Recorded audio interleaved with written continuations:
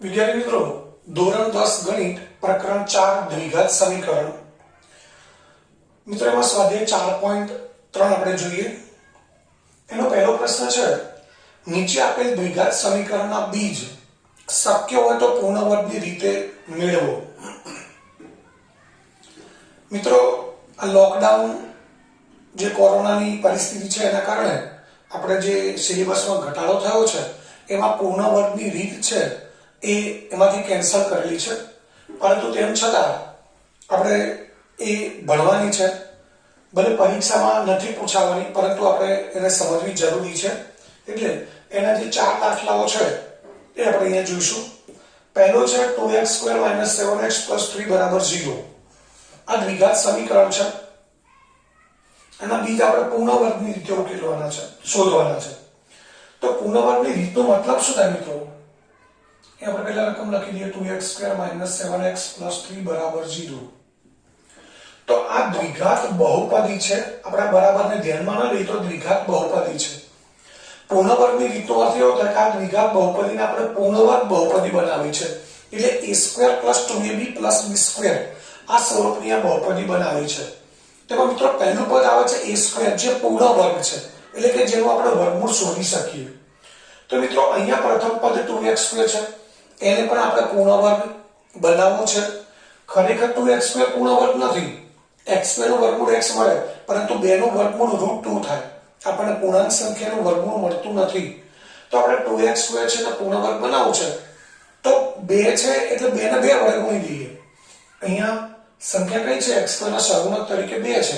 જો 4 હોત તો 4x² એ પૂર્ણ વર્ગ ગણાય. 9 હોય તો 9x² પણ પૂર્ણ વર્ગ ગણાય, પરંતુ 2x² છે એટલે 2 પૂર્ણ વર્ગ સંખ્યા નથી. તો આપણે એને પૂર્ણ વર્ગ બનાવવા શું કરીશું? 2 ને 2 વડે જ ગુણીએ, એટલે 2 × 2 4 થઈ જાય. 4 તો પૂર્ણ વર્ગ સંખ્યા છે. તો પહેલા પદને 2 વડે ગુણીએ તો બાકીના બધા પદોને, એટલે કે આખા સમીકરણને આપણે 2 વડે ગુણવા પડે. તો શરૂઆત કરીએ, 2 વડે ગુણી દઈએ. 4x² - 7 × 14x + 3 × 6 = 0. જમણી બાજુ તો 0 જ આવશે. મિત્રો પ્રથમ પદ પૂર્ણ વર્ગ થઈ ગયું છે. તો આ ત્રિપદી પૂર્ણ વર્ગ નથી. પ્રથમ પદ પૂર્ણ વર્ગ છે, પણ અંતિમ પદ પૂર્ણ વર્ગ નથી. તો મિત્રો a² + 2ab + b² એમાં આપણને ખબર છે કે પ્રથમ પદ અને અંતિમ પદ બંને પૂર્ણ વર્ગ હોવા જોઈએ, જે અહીંયા નથી આપણી પાસે. તો આ પ્રથમ પદ રાખીશું અને મધ્યમ પદ લઈએ, અને એની પરથી આ પ્રથમ પદ અને મધ્યમ પદ હોય તો એ ત્રિપદી પૂર્ણ વર્ગ બને. એ માટેનું અંતિમ પદ કયું હોવું જોઈએ એ અંતિમ પદ આપણે શોધી કાઢીએ. અને મિત્રો અંતિમ પદ, પ્રથમ પદ, મધ્યમ પદ આ દરેક પદ શોધવાના દાખલા આપણે 8મા ધોરણમાં ભણી ગયા છીએ. એનું સૂત્ર પણ તમને યાદ હશે. અંતિમ પદ બરાબર મધ્યમ પદનો સ્ક્વેર ભાગ્યા 4 ગુણ્યા પ્રથમ પદ. એટલે અહીંયા મધ્યમ પદ શું છે? -14x ગુણ્યા -14x છેદમાં 4 ગુણ્યા પ્રથમ પદ શું છે? 4x². મિત્રો હવે -14x ગુણ્યા -14x અહીં તમે જોઈ શકો છો, x ગુણ્યા x x² થાય. આ x² સાથે કેન્સલ થઈ જાય. હવે -14 ગુણ્યા -14 એટલે 14 ગુણ્યા 14 કેટલા થાય? 196. અને છેદમાં 4 ગુણ્યા 4. 4 ગુણ્યા 4 16 મૂકી દઈએ તો પણ ચાલે. હવે આપણે જોઈ શકીએ અહીંયા છેદ ઉડતા હોય તો ઉડાડી દઈએ આપણે. 4 ગુણ્યા 4 16. 19 માંથી 16 બાદ કરીએ 3 વધે, પાછળ 6 મૂકીએ 36 થાય. 4 × 9 = 36. હવે 4 વડે 49 ને ભાગી શકાય નહીં. તો મિત્રો અહીંયા અંતિમ પદ મળે છે આપણને 49/4. આ ધ્યાનથી સમજજો. દરેક દાખલામાં એક જ રીતે આપણે ગણવાના છે. પ્રથમ પદ છે એને પૂર્ણ વર્ગ બનાવી દીધો. ત્યારબાદ આ પ્રથમ પદ આ અંતિમ પદ તરીકે લઈ, આ પ્રથમ પદ આ મધ્યમ પદ લઈ અને આપણે એનું સાચું અંતિમ પદ શોધવાનું, જે આપણને મળે છે 49/4. તો મિત્રો હવે શું કરીશું? 4x² - 14x + 6 = 0 છે, પરંતુ આ પૂર્ણ વર્ગ બહુપદી નથી. તો પૂર્ણ વર્ગ બહુપદી બનાવવા શું કરવાનું છે? એનું સાચું અંતિમ પદ કયું છે મિત્રો? 49/4, જે આપણે મૂકી દીધો. તમને એ પણ યાદ હશે કે પૂર્ણ વર્ગ ત્રિપદીમાં પ્રથમ પદ અને અંતિમ પદ પૂર્ણ વર્ગ અને ધન ચિહ્ન વાળું હોય એટલે અહીંયા ધન જ મૂકવું પડે. મિત્રો અહીંયા તમે જુઓ છો કે અંતિમ પદ ખરેખર 6 છે. 49 પણ 4 તો છે નહીં, એ તો આપણે ઘરના મૂક્યા છે. જો બરાબર 0 મૂકી દઈએ તો ઉપર અને નીચેના સમીકરણ બદલાઈ જાય, એટલે કે આપણે રકમ જ બદલી કાઢી લેવાય, જે આપણે કરી શકીએ નહીં. તો શું કરવાનું? આપણે એવું કામ કરવું છે કે અંતિમ પદ 49 પણ 4 રે એટલે પૂર્ણ વર્ગ ત્રિપદી બને અને ઉપરની અને નીચેની પદાવલી છે બહુપદી એ બદલાય પણ નહીં. તો મિત્રો એના માટે શું કરવાનું છે? આ જે અંતિમ પદ આપણે આપણી જાતે ઘરનું મૂક્યું છે એને બાદ કરી દઈએ.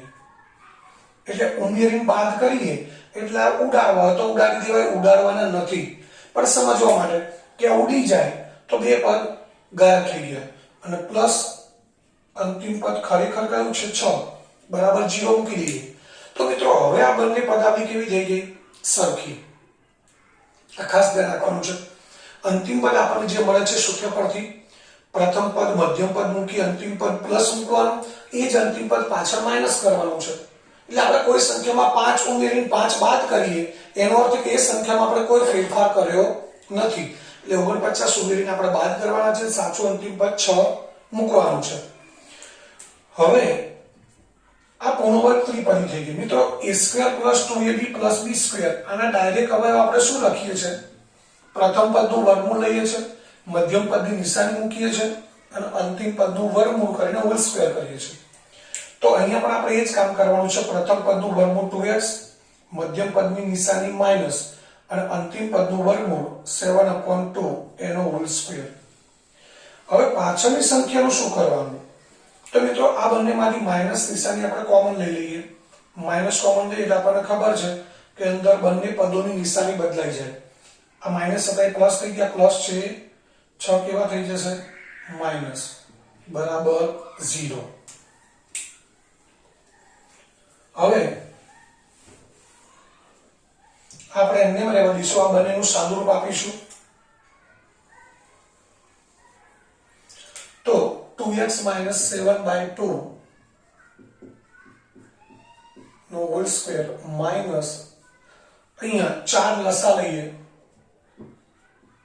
તો 49 ના છેદમાં તો 4 છે એટલે એમને આવશે, પરંતુ 6 ના છેદમાં કંઈ નથી એટલે એને 4 વડે ગુણવા પડે એટલે 6 ચોક 24 થાય. હવે 49 - 24 એટલે 25/4 બરાબર 0. હવે 25/4 એમાં 25 અને 4 બંને પૂર્ણ વર્ગ છે એટલે મિત્રો આપણે આવું લખી શકીએ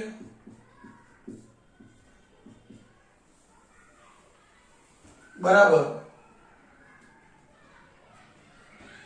5/- બરાબર ની માઈનસ 5/2 નો હોલ સ્ક્વેર. 25 નું વર્ગમૂળ 5 લીધું, 4 નું વર્ગમૂળ 2 લીધું, ઉપર હોલ સ્ક્વેર કર્યો. આ સ્ક્વેર કરો એટલે 25/4 જ થશે. આવું કેમ કર્યું મિત્રો? તો આ બંને પૂર્ણ વર્ગ છે, વચ્ચે નિશાની માઈનસ છે એટલે કયા પ્રકારની પદાવલી થઈ? a² - b². હવે a² - b² ના અવયવ આપણને ખબર છે a - b, a + b. તો હવે આપણે એના અવયવ પાડી દઈએ છીએ. તો એક અવયવ કયો આવશે? 2x - 7/2. a - b એટલે પહેલા પદમાંથી પહેલા કૌંસમાંથી બીજો કૌંસ એકવાર માઈનસ કરવાનો છે. આ માઈનસ કરી દીધો. હવે પહેલા કૌંસમાંથી બીજો કૌંસ એકવાર પ્લસ કરવાનો છે. +5/2 = 0. હવે અહીંયા બે લસા લઈ લઈએ આપણે. તો અહીંયા 2 વડે ગુણીએ એટલે 4x થશે. બંનેના છેદમાં 2 છે એટલે -7 -5 એમને એમ રહેશે. અહીંયા 2 મૂકી દઈએ તો 2 × 4x. બંનેના છેદમાં 2 છે, -7 અને +5 એમને એમ રહેશે. હવે -7 - 5 એટલે -12, 4x - 12 છેદમાં 2. 4x - -7 + 5 એટલે 2 છેદમાં 2 બરાબર 0. મિત્રો અહીંયા 2 છે તો બંનેમાંથી આપણે 2 કોમન લઈ લઈએ. તો 2 કોમન લઈએ તો શું વધે? 2x - 6 અને છેદમાં 2 આવડી ગયા. અહીંયા 2 કોમન લઈએ 2x - 1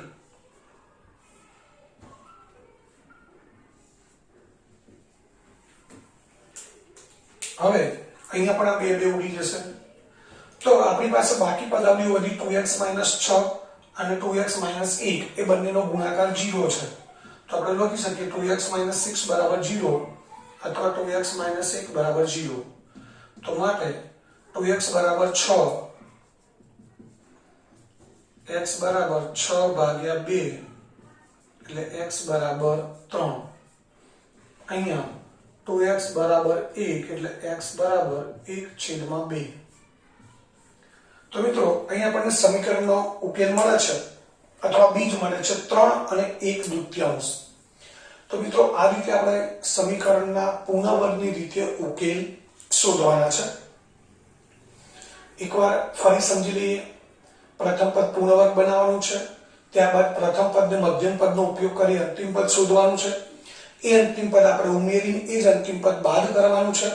ત્યારબાદ આ પૂર્ણ વર્ગ બહુપદી છે એના આપણે અવયવ પાડી દઈએ, પાછળની બે સંખ્યામાંથી માઈનસ નિશાની કોમન લઈએ અને એનું સાદુરૂપ આપીએ એટલે આપણને બે વર્ગોનો તફાવત મળશે, a² - b². અને પછી એના a - b a+b એવા બે અવયવ પાડીએ, સાદુરૂપ આપીએ એટલે x ની કિંમત મળે.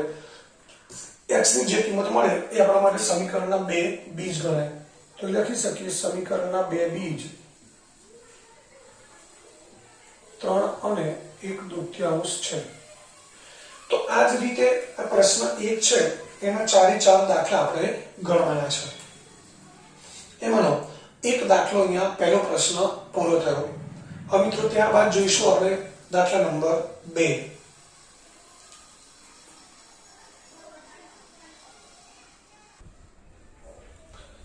મિત્રો ત્યારબાદ બીજો દાખલો છે 2x² + x - 4 બરાબર 0. આપણે એ જ રીતે ગણવાનો છે. આપણે રકમ લખી દઈએ 2x² + x - 4 બરાબર 0. આગળના દાખલાની જેમ પહેલું પદ છે 2x², એને આપણે પૂર્ણ વર્ગ બનાવવા માટે 2 વડે ગુણવા પડે.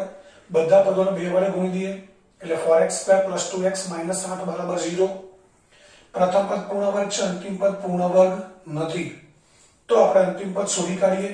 એનું સૂત્ર છે મધ્યમ પદનો સ્ક્વેર એટલે મધ્યમ પદ 2x * 2x અને 4 * પ્રથમ પદ એટલે 4 * 4x², 2x² * 2x².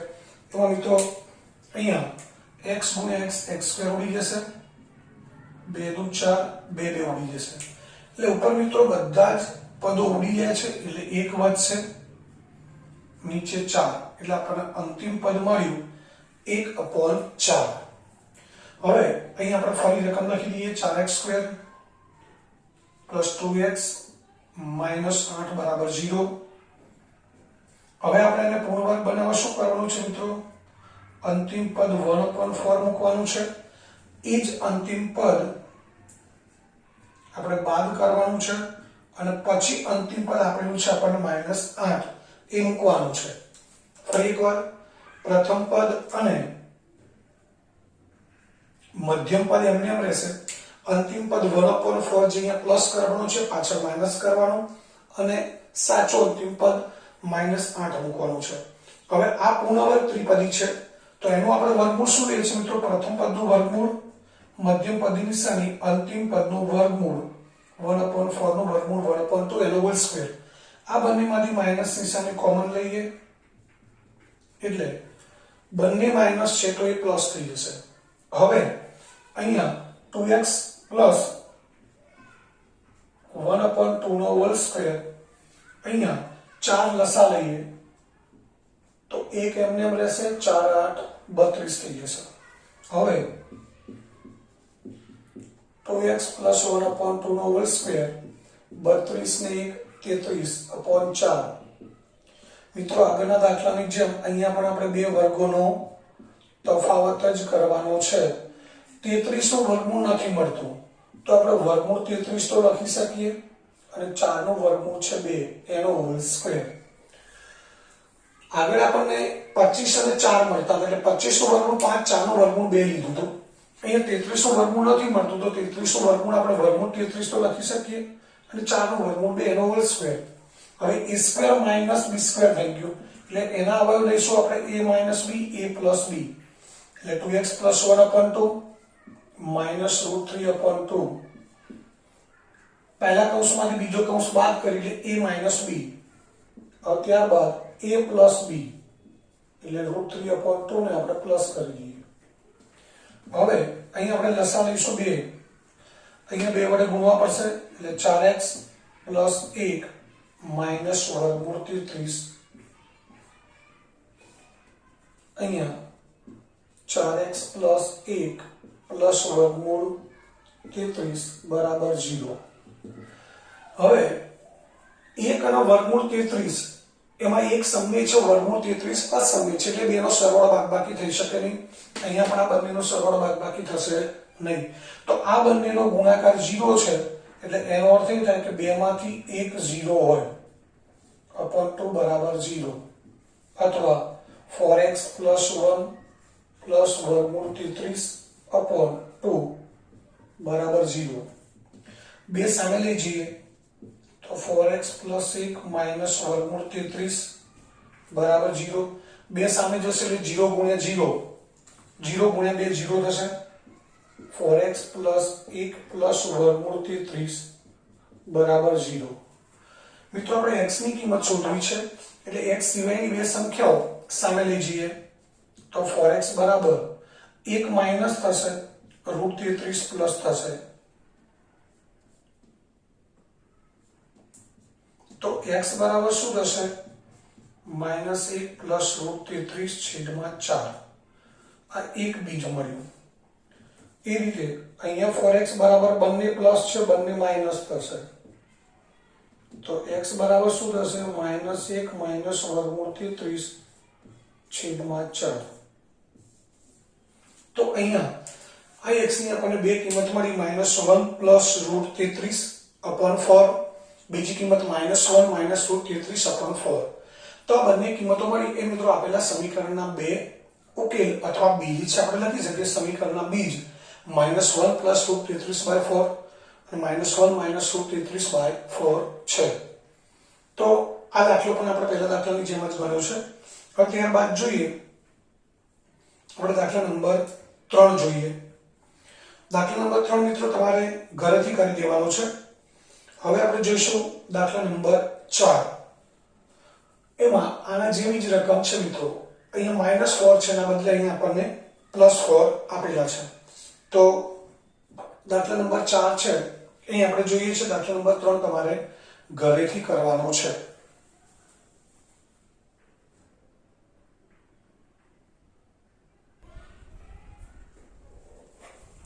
મિત્રો ત્યારબાદ સ્વાધ્યાય 4.3 છે એનો દાખલા નંબર 4 જોઈએ આપણે. એની રકમ છે 2x² + x + 4 બરાબર 0. બીજા દાખલામાં અહીંયા -4 તેના બદલે અહીંયા +4 છે, બાકી બધું એનું એ જ છે. તો આપણે એ જ રીતે ગણવાનું છે. 2x² + x + 4 બરાબર 0. પ્રથમ પદ પૂર્ણ વર્ગ બનાવવું છે એટલે 2 વડે ગુણી દઈએ. બધા પદોને 2 વડે ગુણી દીધા. 4x² + 2x + 8 બરાબર 0. હવે આ ત્રિપદી છે ને પૂર્ણ વર્ગ ત્રિપદી બનાવવા માટે આ પ્રથમ પદ અને મધ્યમ પદ તરીકે લઈ અંતિમ પદ શોધીએ. 8 અંતિમ પદ છે પણ પૂર્ણ વર્ગ નથી એટલે આપણે સાચું અંતિમ પદ શોધવું છે. તો મિત્રો સૂત્ર પણ એ જ આવશે. મધ્યમ પદનો સ્ક્વેર છેદમાં 4 ગુણ્યા પ્રથમ પદ. મધ્યમ પદ 2x છે, 4 ગુણ્યા પ્રથમ પદ 4x² જ છે. એટલે ઉપર મુજબ જ આપણને અંતિમ પદ મળે છે 1/4. હવે ફરીથી આ સમીકરણ લખી દીધું છે. અંતિમ પદ સાચો 1/4 છે આપણે મૂકી દીધું. પાછળ 1/4 ને આપણે બાદ કર્યા છે અને સાચું અંતિમ પદ છે +8 બરાબર 0. આટલે સુધી તો મિત્રો આગળના દાખલાની જેમ છે. ખાલી ફરક એ પડ્યો કે +4 હતા, -4 હતા એના બદલે +4 થયા અને અહીંયા +8 થઈ ગયા. હવે આપણે શું કરીએ છીએ તો આ જે પૂર્ણ વર્ગ ત્રિપદી છે એના મિત્રો આપણે અવયવ લખી દીધા છે. પ્રથમ પદનું વર્ગમૂળ, મધ્યમ પદની નિશાની, અંતિમ પદનું વર્ગમૂળ એનો હોલ સ્ક્વેર. આ બંનેમાંથી માઈનસ નિશાની આપણે કોમન લઈએ છીએ. માઈનસ કોમન લઈએ 1/4 પ્લસ થશે, 8 પ્લસ છે માઈનસ થશે. હવે અહીંયા લસા લઈએ તો અહીંયા ડાબી બાજુ શું આવશે? 2x પ્લસ 1/2 નો હોલ સ્ક્વેર માઈનસ 4 લસા લઈએ તો આ એક એમનેમ આવશે અને 4 × 32 થશે.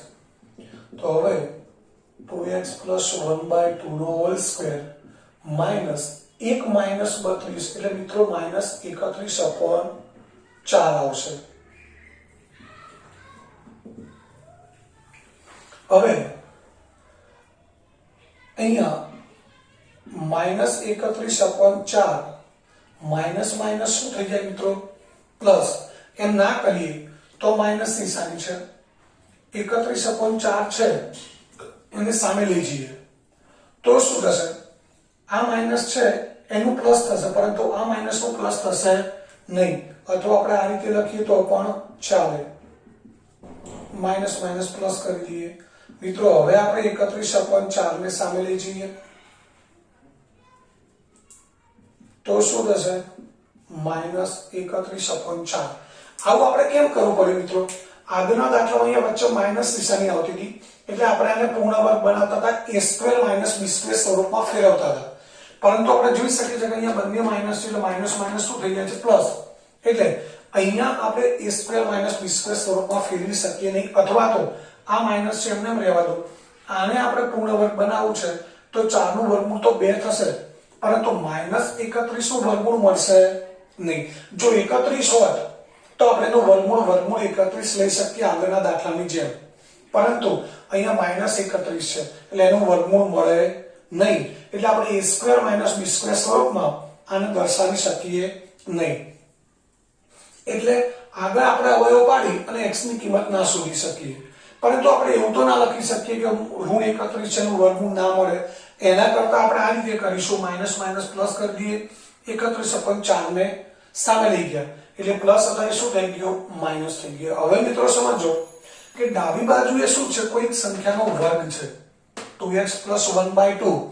x ની કિંમત કોઈ પણ હોય, અહીં x ની કિંમત મૂકીએ એટલે એનો વર્ગ કરીએ તો એ વર્ગની કિંમત શું આવે છે? -34/4. તો આપણને ખબર છે કે કોઈ પણ સંખ્યાનો વર્ગ ક્યારે માઇનસ ના હોય.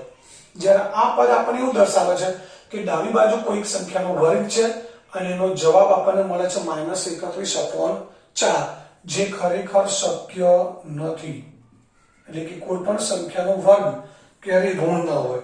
એટલે આપણે લઈ શકીએ કે કોઈ પણ વાસ્તવિક સંખ્યાનો વર્ગ ક્યારે ઋણ ન હોય, એટલે કે આ વસ્તુ શક્ય નથી. એટલે એનો અર્થ એ થાય x ની એવી કોઈ કિંમત ન મળે કે જે અહીંયા મૂકવાથી આનો વર્ગ આપણને -31/4 મળે. તો એ કારણ લખી દઈએ, કારણ કે કોઈ પણ વાસ્તવિક સંખ્યાનો વર્ગ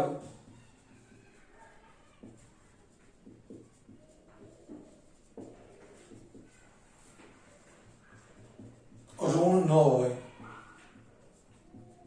એટલે એનો અર્થ એ થયો મિત્રો આપેલ સમીકરણને એક પણ બીજ નથી.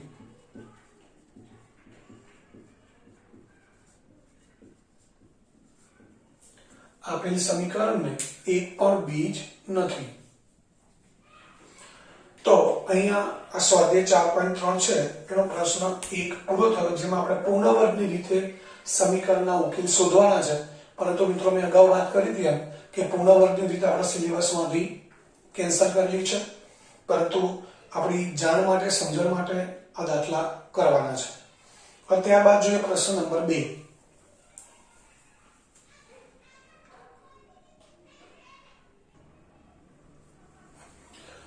મિત્રો ત્યારબાદ પ્રશ્ન 2 છે. નીચે પ્રશ્ન 1 માં આપેલ દ્વિઘાત સમીકરણના બીજ દ્વિઘાત સૂત્રનો ઉપયોગ કરીને મેળવો.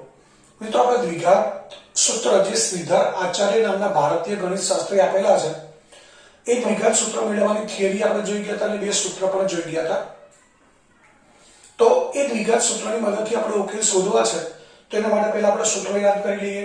એમાં બે બીજ એના સૂત્રો હતા -b + વર્ગમૂળ d √d/2a અને બીજું હતું x = -b - √d/2a. b અને એ તો ખબર છે, x નો સહગુણક a છે, x નો સહગુણક b, અચળ પદ c. પણ આ d ક્યાંથી આવ્યો? તો d ને આપણે સમીકરણનો વિવેચક કહીએ છીએ, જેનું સૂત્ર છે d = b² - 4ac. એટલે મિત્રો આનો અર્થ એ થયો કે આપણે સમીકરણના બીજના બે સૂત્રો મૂકીએ, આ બંને સૂત્રો એ પહેલા આપણે શું કરવું પડશે? વિવેચક d શોધવું પડશે. એટલે દરેક દાખલામાં દ્વિઘાત સૂત્રનો ઉપયોગ કરીને જ્યારે આપણે ઉકેલ શોધવાનો થાય ત્યારે આપણે સૌથી પહેલા વિવેચક d શોધીશું અને એ d ની કિંમત આ બંને સૂત્રમાં અને b અને a ની કિંમત મૂકી દઈએ એટલે આપણને એ દ્વિઘાત સમીકરણ જે છે એના ઉકેલ મળી જાય। તો મિત્રો સૌથી પહેલા આપણે abc ની કિંમતો લખી દઈશું। તો અહીંયા a બરાબર 2 છે, b બરાબર -7 અને c બરાબર 3। હવે d બરાબર b² - 4ac। હવે d ની કિંમત છે -7, a ની કિંમત 2, c ની કિંમત 3। 49 -4 × 2 = 8, 8 × 24 એટલે d ની કિંમત મળી 25। મિત્રો અહીંયા d ની કિંમત 25 મળી છે જે પૂર્ણ વર્ગ છે। તમને કદાચ આપણે એક ચાર્ટ સમજાવ્યો તો દ્વિઘાત સમીકરણના બીજના સ્વરૂપ માટેનો, તો એ મુજબ જોવા જઈએ તો d ની કિંમત આપણને ધન મળે છે એટલે બીજ ભિન્ન અને વાસ્તવિક હોય, સાથે સાથે d ની કિંમત પૂર્ણ વર્ગ છે અને abc સમય સંખ્યાઓ છે એટલે સમીકરણના બીજ કેવા હશે મિત્રો? ભિન્ન અને સમય। d બરાબર 25 છે તો વર્ગમૂળ d બરાબર શું થાય? 5। તો હવે સમીકરણના બીજ એક x બરાબર -b √d/2a અને બીજું -b √d/2a। હવે b ની કિંમત છે -7 એટલે -7 વર્ગમૂળ d ની કિંમત મિત્રો 5 છે અને a ની કિંમત છે 2। એ બંને બાજુ આપણે કિંમત મૂકી દઈએ।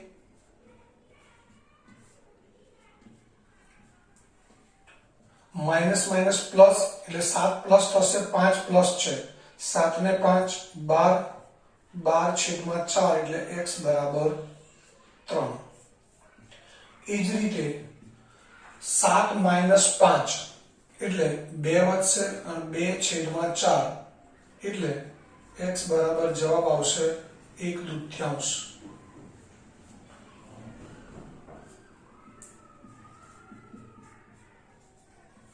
તો અહીંયા સમીકરણના બે બીજ મળે આપણને 3 અને 1/2। મિત્રો આપણે પૂર્ણ વર્ગની રીતે ઉકેલ શોધ્યા હતા, એમાં પણ તમે યાદ કરજો જવાબ આ જ છે। એટલે કે કોઈ પણ દ્વિઘાત સમીકરણ છે એના ઉકેલ આપણે કોઈ પણ રીતે શોધીએ જવાબ એક જ સરખા મળે।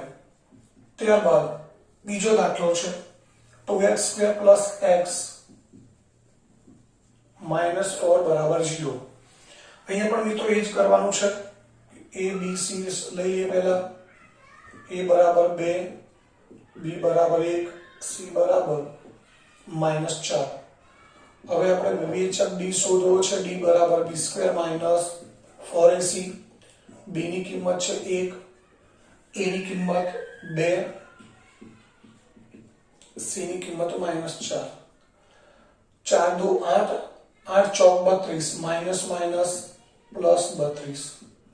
તો d બરાબર શું થાય છે મિત્રો? 33। d બરાબર 33 તો વર્ગમૂળ d બરાબર શું થશે? વર્ગમૂળ 33। મિત્રો અહીંયા 33 નું વર્ગમૂળ મળતું નથી, પરંતુ આપણે બીજના સ્વરૂપની વાત કરીએ તો d > 0 છે એટલે કે d ધન છે એટલે બીજ વાસ્તવિક અને ભિન્ન હોય, પરંતુ d પૂર્ણ વર્ગ નથી। d પૂર્ણ વર્ગ નથી એટલે બીજ કેવા હોય? અસમય હોય। તો હવે સમીકરણના બે બીજ x બરાબર -b √d/2a અને -b √d/2a। મિત્રો b ની કિંમત છે 1 પ્લસ વર્ગમૂળ 33 2 × 2 -1 માઇનસ વર્ગમૂળ 33 2 × 2 -1 નો વર્ગમૂળ 33 સમય અને અસમય છે એટલે સરવાળો શક્ય નથી, તો -1 પ્લસ વર્ગમૂળ 33/4 આ એક બીજ મળ્યું અને -1 માઇનસ વર્ગમૂળ 33/4 આ બીજું બીજ મળ્યું। તો આપણે લખી શકીએ સમીકરણના બે બીજ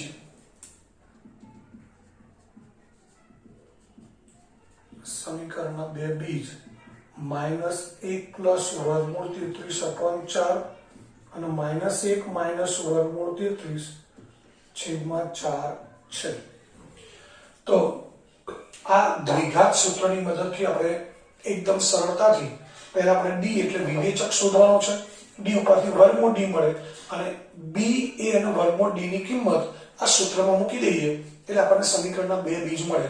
મિત્રો અહીંયા બંને જગ્યાએ આપણે xx મૂક્યા છે એના બદલે આપણે બે બીજ તમને યાદ હોય તો આલ્ફા અને બીટા પણ લઈએ છીએ એટલે બીજ આલ્ફા અને બીટા પણ મૂકી શકાય. હવે ત્યારબાદ જોઈએ ત્રીજો દાખલો.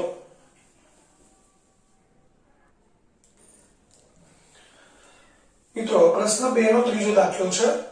પહેલા આપણે ચોથો દાખલો જોઈ લઈએ, ત્યારબાદ ત્રીજો દાખલો જોઈશું. હવે ચોથો દાખલો છે 2x² + x + 4 = 0, જ્યાં a = 2 છે, b = 1, c = 4 છે. હવે આપણે d શોધીએ તો d નું એટલે કે વિવેચક એનું સૂત્ર છે d = b² - 4ac. b ની કિંમત છે 1, a ની કિંમત 2, c ની કિંમત 4. તો 1 નો સ્ક્વેર 1, 2 ચોક 8, 8 ચોક 32. મિત્રો 1 - 32, 1 - 32 એટલે કેટલા થાય? -31. તો અહીંયા d ની કિંમત આપણને ઋણ મળે છે. મિત્રો આપણે બીજના સ્વરૂપને એકવાર ફરી યાદ કરીએ. તેમાં ત્રણ શરતો હતી: d <0, d greater than 0, d = 0. ત્રણ શરતો હતી. તો d <0 છે અહીંયા, અહીં d <0 છે. તો આ શરત મુજબ સમીકરણના બીજનું સ્વરૂપ કેવું હોય? તો d <0 હોય તો સમીકરણના બીજ હોય નહીં. એનું કારણ મિત્રો d માઈનસ છે તો આપણને એનું વર્ગમૂળ એટલે કે વર્ગમૂળ d જે આપણે સૂત્રમાં કિંમત મૂકવાની છે એ ક્યારેય મળે નહીં. એટલે આપણે લખી શકીએ d <0 હોવાથી સમીકરણનું કોઈ બીજ નથી. હવે ત્યારબાદ ત્રીજો દાખલો જોઈએ. 4x² + 4√3x + 3 = 0. 4x² + 4√3x + 3 = 0.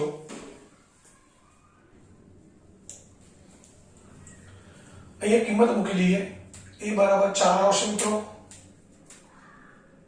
b = 4√3, c = 3. હવે b ની કિંમત મૂકી દઈએ. 4√3, 4 અને 3.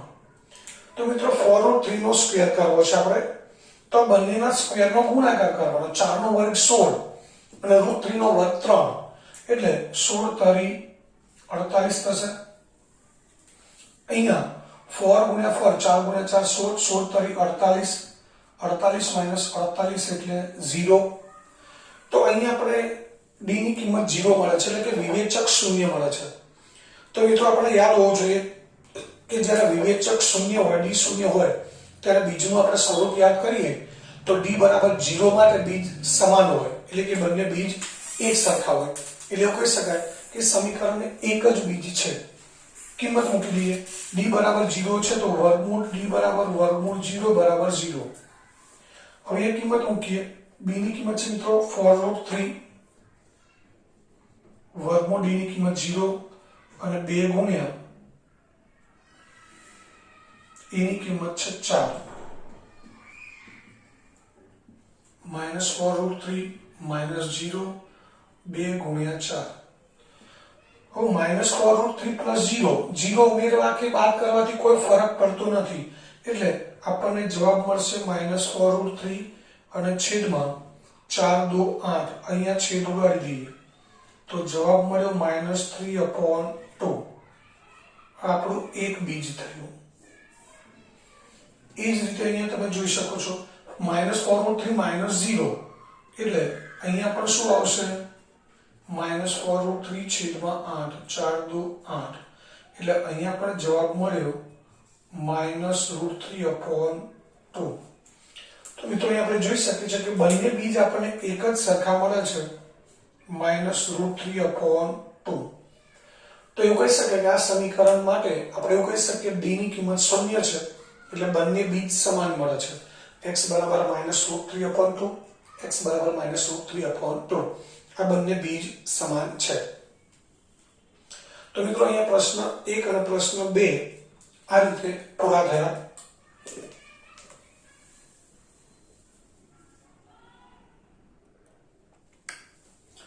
મિત્રો ત્યારબાદ પ્રશ્ન નંબર 3 છે, નીચેના સમીકરણના બીજ શોધો.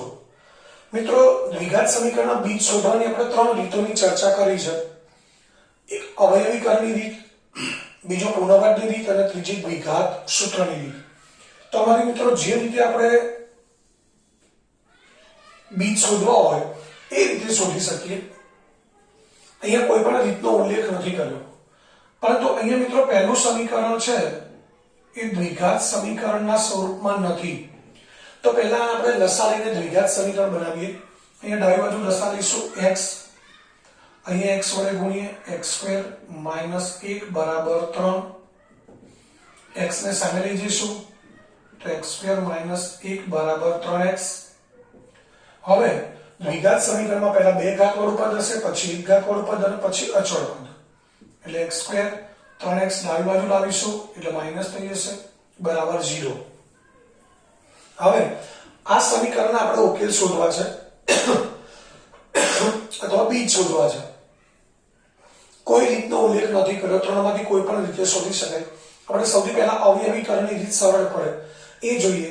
તેમાં આપણે શું કરીએ છીએ, કોઈ સહગુણક નથી, અંતિમ પદ 1 છે, એકના અવયવ પાડો જેની બાદબાકી 3 થાય. તો મિત્રો એકના અવયવ એક જ રીતે પડે છે, 1 એકા 1, પણ એની બાદબાકી 3 થાય નહીં, એટલે આપણે અવયવીકરણની રીતે શોધી શકીએ નહીં. તો બાકી રહી બે રીત મિત્રો, પુનર્વર્તની રીત અને દ્વિઘાત સૂત્રની રીત. એ બેમાંથી કઈ રીત સહેલી પડે તમે સમજી શકો છો. દ્વિઘાત સૂત્રની રીત જ સહેલી પડશે. તો એના માટે અહીંયા a બરાબર 1, b બરાબર -3, c બરાબર -1 લઈએ. હવે d શોધી કાઢીએ. d બરાબર b² - 4ac -3 નો વર્ગ -4 ગુણ્યા a ની કિંમત છે 1 અને c ની કિંમત છે -1. -3 નો વર્ગ 9, 4 એકા 4, 4 એકા 4, પરંતુ માઇનસ માઇનસ પ્લસ થશે એટલે d બરાબર જવાબ મળ્યો 13. તો મિત્રો વર્ગમૂળ d બરાબર શું થશે? વર્ગમૂળ 13. અહીંયા આપણને d ની કિંમત છે એ મિત્રો કેવું મળે છે? ધન મળે છે, પણ પૂર્ણ વર્ગ નથી. પૂર્ણ વર્ગ નથી એટલે બીજ એના સમય હોય નહીં, અસમય હશે. એટલે d બરાબર 13 છે એટલે વર્ગમૂળ d બરાબર વર્ગમૂળ 13 થાય. તો બીજના સૂત્રો મૂકી દઈએ મિત્રો. x બરાબર -b પ્લસ વર્ગમૂળ d અપોન 2a અને બીજું છે -b માઇનસ વર્ગમૂળ d અપોન 2a. અહીંયા b ની કિંમત છે આપણી પાસે -3, તો -3 પ્લસ વર્ગમૂળ d ની કિંમત છે 13, વર્ગમૂળ 13 અને a ની કિંમત છે 1.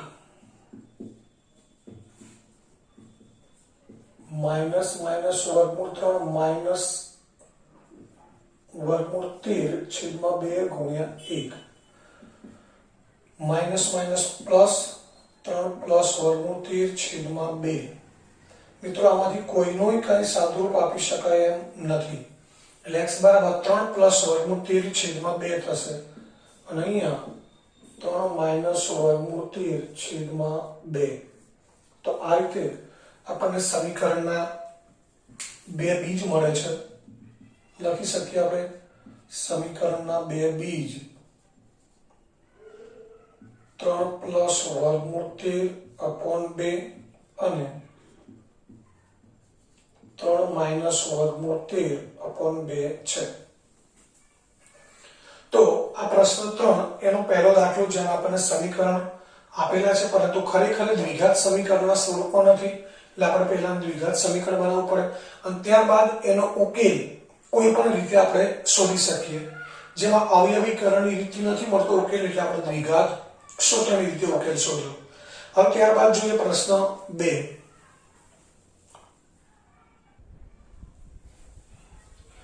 હવે પ્રશ્ન 3 નો બીજો દાખલો છે.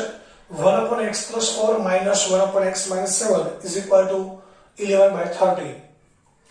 જ્યાં x not equal to -4 7 એટલે આનો અર્થ એ થાય કે આ સમીકરણમાં x ની કિંમત -4 અથવા તો 7 ન હોય. એનું કારણ એ છે મિત્રો, આ શરત ખાલી એટલા માટે છે કે જો x ની કિંમત -4 હોય તો અહીં -4 મૂકી દઈએ તો -4 + 4 શૂન્ય થાય. એટલે પહેલું પદ થઈ જાય 1/0 અને આપણને ખબર છે કોઈ સંખ્યાના છેદમાં શૂન્ય હોય એવી સંખ્યાનું અસ્તિત્વ નથી. એટલા માટે x not equal to 4. બીજું છે x not equal to 7 એટલા માટે કે અહીંયા જો x બરાબર 7 મૂકીએ તો 7 - 7 શૂન્ય થઈ જાય. તો અહીંયા પણ 1/0 આવે જે વ્યાખ્યાયિત નથી. એટલા માટે આ શરત લખેલી છે. હવે મિત્રો આપણે ઉકેલ શોધીએ પહેલા સમીકરણ બનાવવા માટે શું કરીશું? ડાબી બાજુનો લસાઅ લઈશું. આપણે ડાબી બાજુ બે પદો છે x + 4 x - 7 એ બંનેને આપણે લસાઅ તરીકે લઈએ. લસાઅ તરીકે લઈએ તો આ પહેલો છે પદ એના છેદમાં x + 4 આ એક પદ છે. કયું પદ નથી? x - 7 નથી. તો આપણે આ એકને કોણ આપણે ગુણવા પડે? x - 7 વડે. પહેલા પદના છેદમાં આ બેમાંથી જે પદ નથી એના વડે અંશને ગુણવા પડે. એટલે અંશ છે ને x - 7 વડે ગુણીએ. અહીંયા અંશમાં 1 છે એને કોના વડે ગુણવાનો? તો છેદમાં બેમાંથી કયું પદ નથી? x + 4 નથી. મિત્રો અહીંયા ભૂલ પડવાની ખૂબ જ 90% શક્યતાઓ રહેલી છે આવા સાદુ રૂપમાં. અહીંયા વચ્ચે માઈનસ છે એટલે આપણને ખબર છે કે આપણે અહીંયા છેદમાં x - 7 છે, x + 4 નથી. તો એકને x + 4 વડે ગુણવાના છે. તો 90% વિદ્યાર્થીઓ x + 4 મૂકી દેશે મિત્રો. પરંતુ આ માઈનસ નિશાની છે એટલે ખરેખર આપણે x - 4 x + 4 છે ને કૌંસમાં મૂકવા પડે. આ ખાસ ધ્યાન રાખવાનું છે. આવા દાખલામાં મોટા ભાગના વિદ્યાર્થીઓની ભૂલો થતી હોય છે. આપણે ભૂલ ન થાય એ જોવાનું છે. એટલે તમે ક્યાં ભૂલ કરતા હો છો એ પણ તમને બતાવી દઉં છું. અહીં પ્લસ હોય તો કોઈ વાંધો નથી, x + 4 એકદમ લખી દો તો ચાલે. પરંતુ માઈનસ છે એટલે આખા પદની નિશાની માઈનસ છે. જો આપણે આવું લખી દઈએ તો આનો અર્થ એ થાય કે ખાલી x માઈનસ છે. આ માઈનસ નિશાનીને 4 સાથે કોઈ લેવા દેવા નથી. પરંતુ મિત્રો એવું નથી. આ માઈનસ નિશાની આખા પદ માટે છે એટલે આપણે એને કૌંસમાં મૂકવું પડે. એક પદ વધારે લખવામાં કોઈ આળસ કરવાની નહીં. હવે કૌંસ ખોલીએ તો -x - 4 થાય. આનું વિસ્તરણ કરતા જઈએ જોડે x × x શું થશે મિત્રો? x². x × 7 -7x, 4 × x 4x અને 7 × 6 28 બરાબર 11/30. હવે તમે જોઈ શકો છો +x - x છે ઉપર કેન્સલ થઈ જશે. -7 × -4 કેટલા થશે? -11. અહીંયા શું થશે? x² -7x + 4x એટલે -3x -28 બરાબર 11/30. અહીંયા પણ 11 છે, અહીંયા પણ 11 છે. બંને બાજુ અંશમાં સરખી સંખ્યા છે. 11 ડાયરેક્ટ કેન્સલ થઈ જાય. તો અહીંયા શું વધશે મિત્રો? -1 વધશે. અહીંયા 1 વધશે અને છેદમાં 30. હજુ સમીકરણ તો નથી મળ્યું. હવે ડાબી બાજુ જમણી બાજુ બરાબરની બંને બાજુ અંશ છેદવાળા એક એક પદ છે. તો સાદુરૂપ આપવા માટે હંમેશા આપણે શું કરીએ છીએ? ચોકડી ગુણાકાર. એટલે છેદવાળા પદને 1 સાથે ગુણીએ. આ 30 ને -1 સાથે ગુણીએ તો 30 ને -1 સાથે ગુણીએ એટલે -30 થશે. આ પદને 1 સાથે ગુણીએ એટલે 1 વડે કોઈનો પણ ગુણાકાર કરીએ તો જવાબ એનો એ જ આવશે. x² - 3x - 28. હવે તમે જોઈ શકો છો અહીંયા બે ઘાતવાળું પદ એક ઘાતવાળું પદ અચળ પદ છે. આ પણ અચળ પદ છે. તો સમીકરણ બનાવવા અચળ પદ -30 ને આપણે સામે લઈ જઈએ તો આ બાજુ 0 થઈ જશે અને 30 પ્લસ થશે. તો હવે x² - 3x -28 + 30 એટલે +2 થાય. આપણે 0 ને જમણી બાજુ લઈ જઈએ એટલે કે જમણી બાજુ મૂકી દઈએ તો x² - 3x + 2 બરાબર 0. આવું સમીકરણ મળ્યું મિત્રો. હવે આના આપણે બીજ અથવા ઉકેલ શોધવા છે તો આપણે વાત કરીએ કોઈ પણ રીતે શોધી શકીએ. આપણે અવયવીકરણની રીતનો ઉપયોગ કરીએ તો 2 ના અવયવ પાડીએ જેનો સરવાળો 3 થાય. મિત્રો એવા અવયવ 2 ના પડે છે. કયા અવયવ પડશે 2 ના? 2 એકા 2. 2 ની આગળ મોટા અવયવ આગળ કઈ નિશાની મૂકી છે? મધ્યમ પદની. નાનો અવયવ છે ત્યાં માઇનસ પ્લસ માઇનસ. તો આપણે લખી શકીએ x square minus 2x minus 1 ના લખીએ તો x પ્લસ 2 બરાબર 0. પહેલા બે પદમાંથી x કોમન લઈએ. x માઇનસ 2 આ બેમાંથી કઈ કોમન ના નીકળે, પરંતુ આ માઇનસ છે એટલે માઇનસ 1 કોમન લઈશું આપણે. માઇનસ 1 કોમન લઈએ એટલે માત્ર નિશાની બદલાઈ જશે. તો હવે એક અવયવ મળ્યો આપણને x માઇનસ 2, બીજો અવયવ x માઇનસ 1 બરાબર 0. આ બેનો ગુણાકાર મિત્રો 0 ક્યાં થાય? બેમાંથી કોઈ એક 0 હોય. x માઇનસ 2 બરાબર 0, x માઇનસ 1 બરાબર 0. તો માટે x બરાબર 2 અથવા x બરાબર 1. એટલે મતલબ એ થાય સમીકરણના બે બીજ કયા છે મિત્રો? 2 અને 1. તો માટે લખી શકાય સમીકરણના બે બીજ 2 અને 1 છે. તો આ રીતે સ્વાધ્યાય 4.3 છે મિત્રો, એનો પ્રશ્ન જે 1 થી 3 છે એ અહીંયા આપણે પૂરા કર્યા. હવે ત્યારબાદ પ્રશ્ન 4 થી આગળના પ્રશ્નો છે એ કુટ પ્રશ્નો છે, એટલે કે કોયડાઓ છે એની પરથી આપણે સમીકરણ બનાવવાના અને ત્યારબાદ એ કોયડાના ઉકેલ શોધવાના છે. તો એ આપણે જોઈશું આના પછીના વિડીયોમાં. તો મિત્રો અહીંયા પ્રશ્ન સ્વાધ્યાય 4.3 છે એનો પ્રશ્ન 1, 2 અને 3 આ ત્રણ પ્રશ્નો અહીંયા પૂરા થયા.